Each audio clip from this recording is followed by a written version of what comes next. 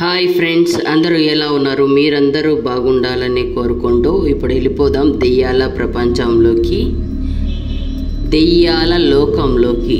ఈ ప్రపంచం అన్నది ఏమీ మంచిగా లేదు ఫ్రెండ్స్. ఒకరు మంచిగా బాగుపడుతున్నారు అనంటే చూసి ఓర్వలేనితనం, వాళ్ళు మంచిగా ఉన్నారు, సంతోషంగా నవ్వుతున్నారు అనంటే వాళ్ళు ఎప్పుడు ఏడుస్తారా అని ఎదురు చూసే లోకం తయారయ్యింది. ఒక తల్లి పిల్లలు కూడా కలిసి ఉండడం లేదు. ఒక తల్లి పిల్లల్లో ఒకరు మంచిగా ఉన్నారండి, ఇంకొకడు మంచిగా లేకపోతే వాడు మంచిగా ఉన్నాడు కదా, వాడిని ఎప్పుడెప్పుడు నాశనం చేద్దామా అని ఆలోచించే వాళ్ళే. వాడికాడ ఎంతన్నా ఉండని, చేతబడి చేయడానికి ఎంతైనా ఖర్చు పెడతాడు. అదే డబ్బులు దాచుకుందాము అని ఆలోచించాడు. మంత్రగాళ్ళ దగ్గరికి వెళ్ళిపోవడం, లేదంటే మంత్రగాళ్ళే చూసి ఓర్వలేక చేసే ఈ లోకంలో ఎన్ని రకాల చేతబడులు ఉన్నాయో ఈరోజు మనం క్లుప్తంగా తెలుసుకుందాం. నిండుగా వెలుగుతున్న దీపాన్ని ఆర్పకుండా ఆ ప్రదేశాన్ని ఒక గోతి తవ్వి ఆ గోతిలో పాతి పెడతారు. ఆ మరుక్షణమే నిర్మాణంలో ఉన్న అంటే కట్టబడుతున్న ఆ ఇంటికి చేతబడి గురైతుంది. రెండోది, నిర్మాణంలో ఉన్న ఇంట్లో తుమ్మ చెట్టు వంటి ఒక కర్రని ఒక బొమ్మగా మలిచి ఒక నల్ల కోడి పిల్లని బలి ఇచ్చి ఆ కోడిపిల్ల యొక్క రక్తాన్ని బొమ్మగా మలిచి ఉన్న రక్తాన్ని పూసి ఆ ఇంట్లో పాతి పెడతారు. అలా చేసినప్పటి నుంచి ఆ ఇల్లు చేతబడికి గురి అవుతుంది. 3, ఎవరైనా అకారణంగా చనిపోతే వాళ్ళ ఫోటోని కానీ వాళ్ళ ఆత్మహత్య చేసుకొని చనిపోయి ఉంటే అంటే ఆ వ్యక్తిని దహనం చేసేటప్పుడు అతని శరీరంలో భాగాలు ఏవైనా కాలకుండా మిగిలిపోయిన ఉన్న ఒక ఎముకని కానీ నిర్మాణంలో ఉన్న ఇంట్లో పాతి పెట్టినట్లయితే అప్పటి నుండి ఆ ఇంట్లో ఉన్న ఆ చనిపోయిన ఆత్మ ఆ ఇంట్లో శుద్రశక్తులు ఎన్నో తిరుగుతూ ఉంటాయి. 4, ఈ చర్య చాలా భయంకరంగా ఉంటుంది. కోరికలు తీరకుండా ఆడవాళ్ళు కానీ మగవాళ్ళు కానీ చనిపోయినట్లయితే వాళ్ళ యొక్క తల వెంట్రుకలను అంటే ఆడ మనిషే కానీ మగ మనిషే కానీ కోరికలు తీరకుండా ఆత్మహత్య చేసుకొని అంటే యాక్సిడెంట్లో కానీ ఉరి పెట్టుకొని కానీ ఇంకేదైనా నీళ్ళల్లో దూకి కానీ చనిపోయిన ఆత్మ వాళ్ళ వెంట్రుకలు తీసి ఆ ఇంటి నిర్మాణం జరిగేటప్పుడు వాళ్ళ చనిపోయిన వాళ్ళ గోర్లు ఇవన్నీ స్వీకరించి ఆ ఇంట్లో గోతి తీసి పాతి పెడతారు చేతబడి ప్రక్రియ చేసి. ఇంకా 5, ఇది ఒక భయంకరమైన చర్య. ఎవరైనా కానీ మనిషి చనిపోయినట్లయితే ఆ మనిషి శరీరాన్ని దహనం చేస్తూ ఉన్నప్పుడు వాళ్ళ శరీరంలో నుంచి కారే వంటి లిక్విడ్ అంటే వాళ్ళ శరీరంలో కొవ్వు కరిగి కాలే ఆ లిక్విడ్ని ఒక బాటిల్ సాయంతో పట్టి ఆ నిర్మాణం జరిగే ఇంట్లో గోతి తీసి పాతి పెడితే చాలు, ఏ విద్య అవసరం లేదు. ఆ రోజు నుంచి ఆ ఆత్మ అన్నది భయంకరంగా ఆత్మలతోటి ఆ ఇంట్లో సంచరిస్తూ ఉంటాయి. ఇది 6ది. ఇది ఇంకొకటి భయంకరమైన ప్రక్రియ.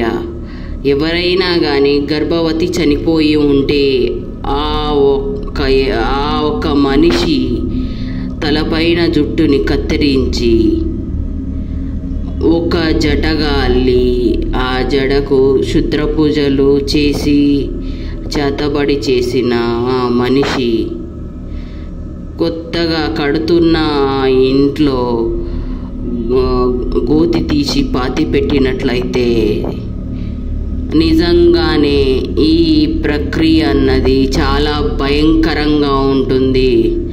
ఇల్లు కట్టబడినా సరే ఆ ఇంట్లో ఉండే వాళ్ళు ఎవరైనా కడుపుతో ఉంటే ఆ ఇంట్లో ఆ గర్భంలోనే ఉన్నంతకాలం బాగా ఉంటుంది.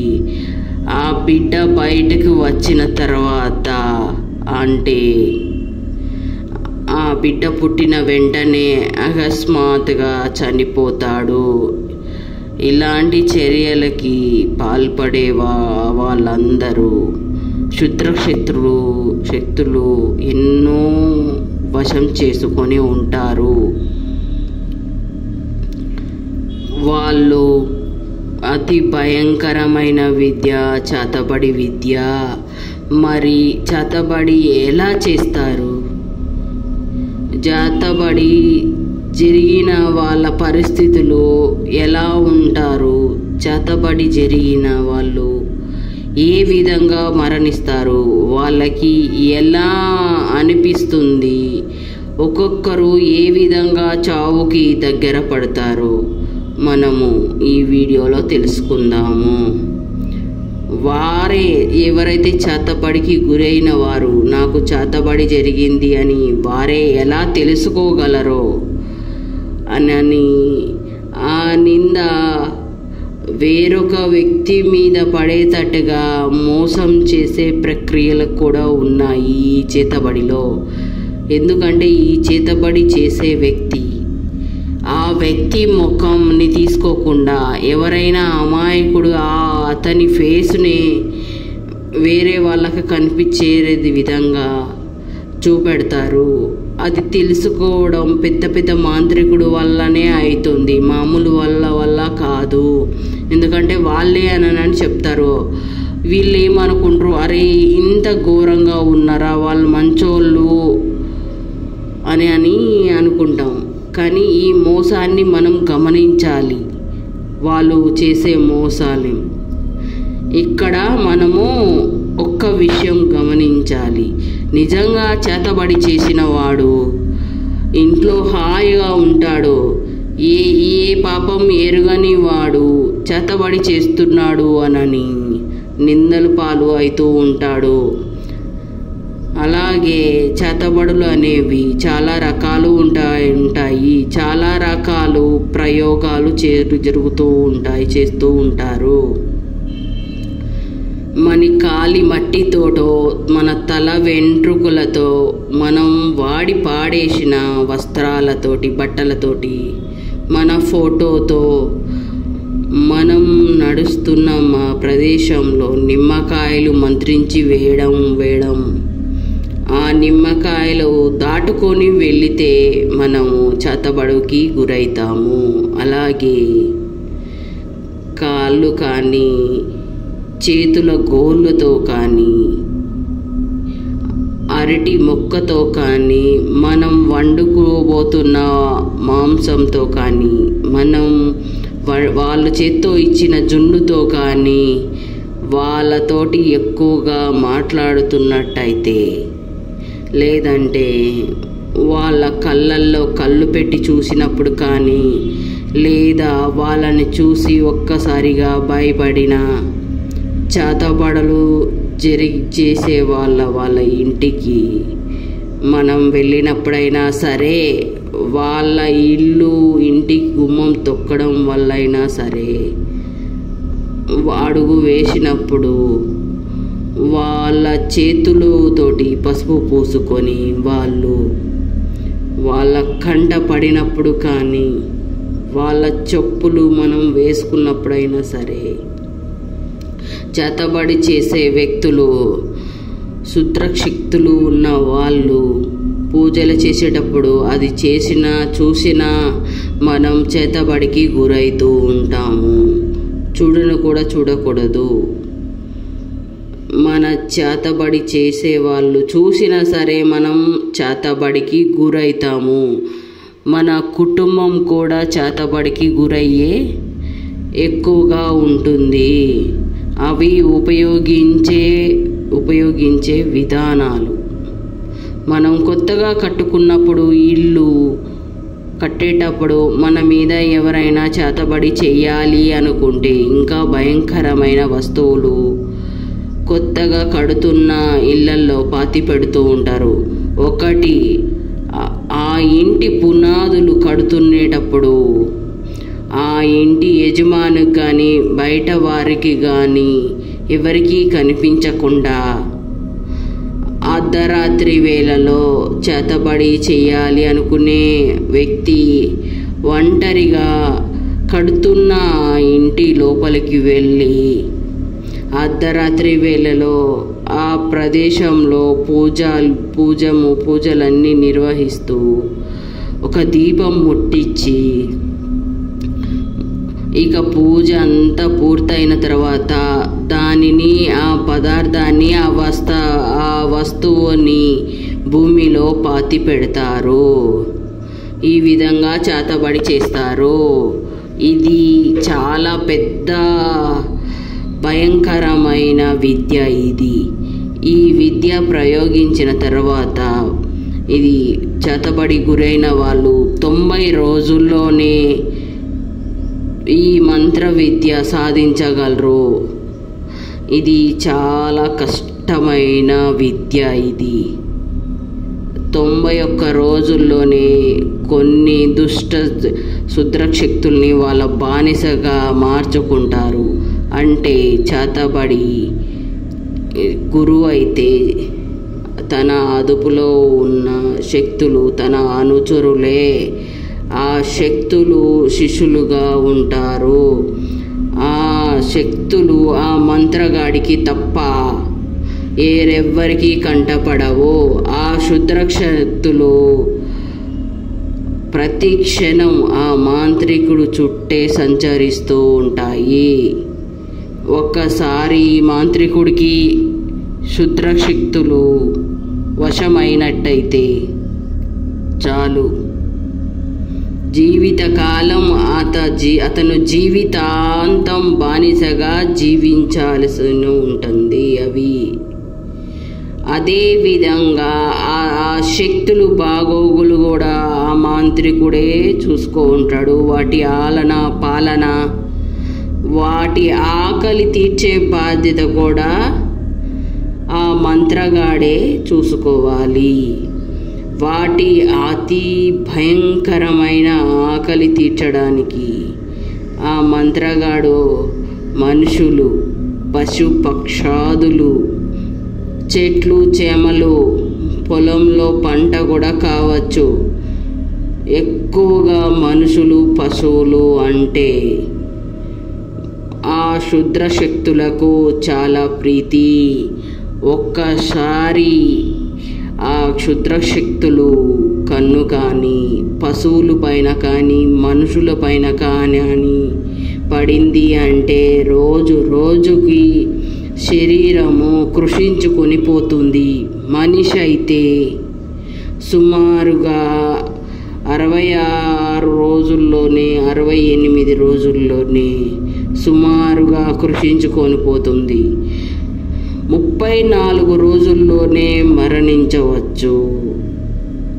చేతబడికి గురైన వంటి వాడు మనిషి 68 రోజుల్లోనే నా పైన చేతబడి జరిగింది, అందుకే నాకు ఇలా ఉంది అని తెలుసుకోగలిగితే అప్పుడే ఆ బాధిత వ్యక్తి వేరొక మంత్రగాడి దగ్గరికి వెళ్ళి తన పైన ప్రయోగించిన చేతబడిని నిర్వహించుకోవచ్చు, అంటే తగ్గించుకోవచ్చు. లేదు అంటే నమ్మని వాళ్ళు నాకెవరూ చేతబడి చెయ్యలేదు, నా మీద ఏమీ ప్రయోగం జరగలేదు, నేనేదో వ్యాధికి గురయ్యాను అని అనుకొని నాకు ఇలా జరుగుతుంది అని చెప్పేసి అనుకొని వైద్యుల చుట్టూ హాస్పిటల్ చుట్టూ తిరిగే వాళ్ళు, కాలాన్ని వృధా చేసేవాళ్ళు, అలా కొన్ని రోజులకి అతని పైనున్న మంత్ర ప్రభావము మనిషి క్షీణించడం జరుగుతుంది. పైగా ఎన్ని హాస్పిటల్ తిరిగినా సరే డాక్టర్స్ కూడా అతనికి ఉన్న వ్యాధి అంతు చిక్కదు. చివరికి వాళ్ళ ప్రాణాలు బలవంతంగా పోగొట్టుకుంటారు. మనం ఇంకొక విషయాన్ని కూడా గమనించాలి. మనం చేతబడికి గురైనా సరే చేతబడి వల్ల మనకి ఆ క్షుద్ర శక్తులు చాలా జాగ్రత్త పడుతూ ఉంటాయి. ఎందుకంటే మనం చేతబడికి గురైనవని మనకు కూడా అర్థం కాదు. ఇది చాలా మందిలో జరుగుతూ ఉంటుంది. మనం చేతబడి జరిగిందని అర్థమే కాదు. ఆ చేతబడి వల్ల మనం చనిపోవచ్చు. చాలా జాగ్రత్తగా ఉండాలి. చేతబడి చేసిన వ్యక్తి రూపం కనిపించడం వల్ల ప్రాణాలు పోగొట్టుకుంటారు. చేతబడికి గురైన వాడు ఒక వ్యక్తిని ఎంత భయంకరమైన సంఘటన ఎదుర్కొన్నారో తెలుసుకున్నారో. ఎందుకు అనంటే ఆ చేతబడి చేసిన వాళ్ళకే అర్థమవుతుంది చేసింది వాళ్ళే అనని. ఆ వ్యక్తి కానీ ఎదురుగా వస్తే ఇతనే అనని చెప్పడానికి ప్రయత్నిస్తాడు ఈ వ్యక్తి భయపడకుండా. ఇలాంటివన్నీ ఉంటాయి చేతబడి శక్తులు. ఓకేనా ఫ్రెండ్స్, జాగ్రత్తగా ఉండండి. మన బట్టలు కానీ గోర్లు కానీ చాలా జాగ్రత్తగా, గోర్లు తీసినప్పుడు చాలా జాగ్రత్తగా ప్యాక్ చేసి ఎవరికి కంట పడకుండా ఒక డస్ట్బిన్లో అయినా మోరీలో అన్నా వేసేయాలి. మన జుట్టు అంటారా తల దూసుకున్నప్పుడు చాలా కేర్ఫుల్గా ఆ జుట్టుని మనం ప్యాక్ చేసి ఒక సంచిలో పెట్టాలి. మనకి తెలియని వాళ్ళకి ఇచ్చేయాలి. లేదు అనంటే ఒక భూమిలో పాతి పెట్టేయాలి. లేదు అంటే ఆ జుట్టుని కాల్చేయవచ్చు. ఎవరికి కంటపడకుండా ఎవరిని మన వెంట్రుకని దొరకనియద్దు, ఎదుటి వ్యక్తి వాళ్ళకైనా చుట్టాలకైనా. ఓకేనా ఫ్రెండ్స్, జాగ్రత్తగా ఉండండి. ఎందుకు అనంటే ఇలాంటి దుష్ట ప్రభావాలు ఏదైనా జరిగినప్పుడు హాస్పిటల్కి వెళ్ళినప్పుడు ఏమీ లేనప్పుడు ఒక్కసారి ఎవరైనా తెలిసిన వాళ్ళని అడిగి సంప్రదించి నాకు ఏమైందని ఎవరినైనా అడిగితే చెప్తారు. మంత్రగాళ్ళ దగ్గరకో బాబా దగ్గరకో వెళ్తే పరిష్కారం దొరుకుతుంది. మీ ప్రాణాలు కాపాడుకోవచ్చు. Thank you friends. కొత్త వాళ్ళు ఎవరైనా ఈ ఛానల్ని చూస్తుంటే తప్పకుండా సబ్స్క్రైబ్ చేయండి, లైక్ చేయండి. నన్ను సపోర్ట్ చేస్తున్నందుకు థ్యాంక్ యూ. ఇలాంటి మరెన్నో రియల్ హర్రర్ స్టోరీస్ నేను మీ ముందుకు తీసుకొని వస్తాను. నేను కొంచెం తడబాటు, ఎందుకు అంటే నేను కొత్తగా కాబట్టి నాకు కొంచెం టెన్షన్ ఉంది, అందుకే ఈ విధంగా మాటలు వస్తున్నాయి. ఓకేనా ఫ్రెండ్స్, కొంచెం అడ్జస్ట్ కండి. Thank you.